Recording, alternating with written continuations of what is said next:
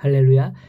5월 10일 주일 매일 성경 묵상입니다. 오늘 말씀은 창세기 39장 1절에서 23절의 말씀입니다. 혹시 쇼생크의 탈출이라는 영화 보신 적 있으신지요? 오래전 영화여서 대부분 TV에서도 많이 했기 때문에 봤을 겁니다. 은행가 앤디 듀프레이는 아내와 그 애인을 살해했다는 그 누명을 쓰고 종신형을 받아서 쇼생크 교도소에 수감이 되죠. 처음에는 혹독한 환경 속에서 고통을 받지만은 점차 침착함과 지혜로 살아남습니다.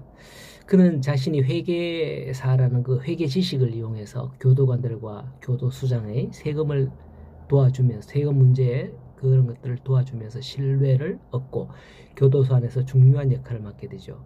겉으로는 체념한 척 보이지만은 앤디는 오랜 세월 동안 치밀하게 준비해서 결국 그 쇼생크 감옥을 탈출하게 되는 것입니다.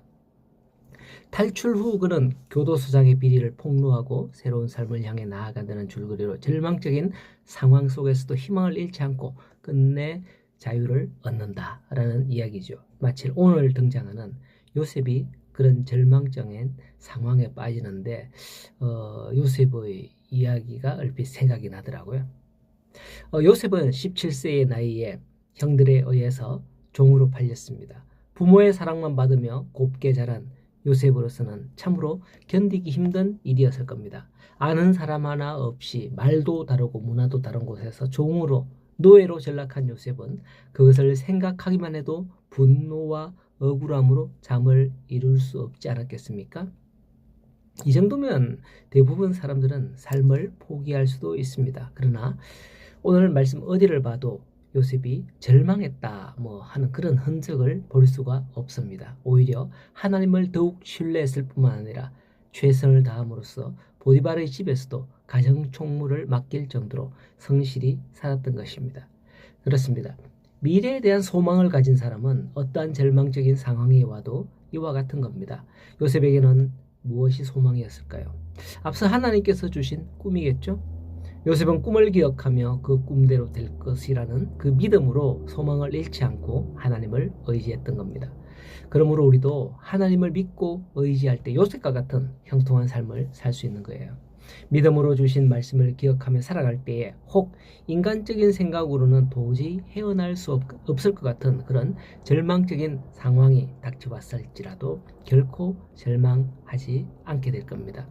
하지만 그런 꿈을 가지고 있고 믿음으로 살아갔던 요셉이 믿음으로 살아가기로 결단했다고 해서 항상 형통했던 것은 아니었던 것으로 본문에서 볼 수 있습니다. 갑자기 목병을 만납니다. 바로 보디발의 아내의 유혹이죠. 여기서 우리가 주목해야 할 점은 요셉을 넘어뜨리기 위한 시험의 시점이에요. 그 시점은 요셉이 형통한 때였습니다. 당시 요셉은 더 이상 노예의 신분이라고는 볼 수 없을 자리에까지 올라 있었습니다. 당시 애굽 최고의 실력가들 중에 하나로 손꼽히는 시위대장, 요즘에 말하자면 비서실장이라 할까요? 하여튼 어떤 그런 시위대장의 집에서 요셉의 말을 거역할 자가 아무도 없었을 겁니다. 구절을 보면 이 집에는 나보다 큰 이가 없으며 주인이 아무것도 내게 금하지 아니하였다고 요셉이 말을 하죠. 그러나 바로 그 순간 보디발의 아내가 요셉을 유혹하는 시험을 만난 겁니다. 이처럼 사탄은 우리가 가장 형통하게 될 때 유혹하여 넘어뜨리기 원하는 겁니다. 그러므로 성도는 하나님의 축복으로 인해 형통할 때 교만하지 않도록 영적으로 깨어 있어야 한다는 거죠. 보디발의 아내는 집요하게 요셉을 유혹하는 것을 본문에서 볼 수 있습니다. 하지만 요셉은 주인이 자신을 믿고 집안의 모든 것을 다 맡겼지만 주인의 아내를 범하는 죄를 지을 수 없다며 거절하죠. 10절에 보면 여인이 날마다 요셉에게 청하였으나 요셉이 듣지 아니하여 동침하지 아니할 분들을 함께 있지도 아니하니라 라고 합니다. 그렇습니다. 죄는 듣는 것, 보는 것, 이것으로 가장 먼저 틈타게 됨을 기억하셔야 합니다. 그리고 결정적인 것은 함께라는 거죠. 요셉은 죄를 멀리하기 위해서 함께 있지도 아니하였다라고 합니다. 우리가 함께 살지 않거나 함께 하지 않으면 자연스럽게 우리가 멀어지잖아요. 그죠? 사람들과 죄도 죄된 것에 함께 있지 않고 떨어지고 멀리하면 자연히 죄와 멀어지게 되는 겁니다.